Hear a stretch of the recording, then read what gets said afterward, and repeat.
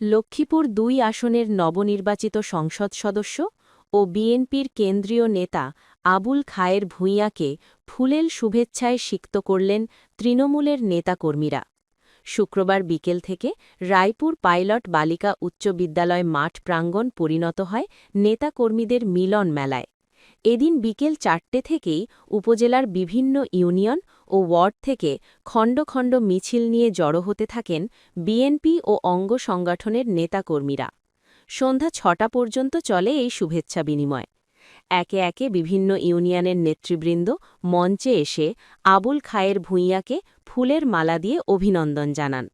এই সময় নেতাকর্মীদের ভালোবাসায় আবেগপ্লুত হয়ে পড়েন নবনির্বাচিত এই সংসদ সদস্য।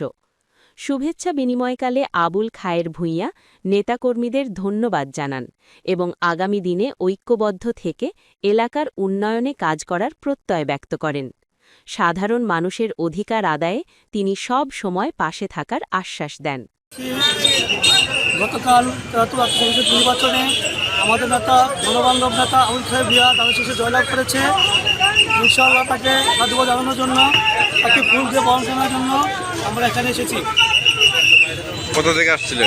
আমরা ইউনিয়ন থেকে এসেছি। আপনার পরিচয়? আমি মোহাম্মদ শিপন মালক, সাবেক ছাত্র নেতা।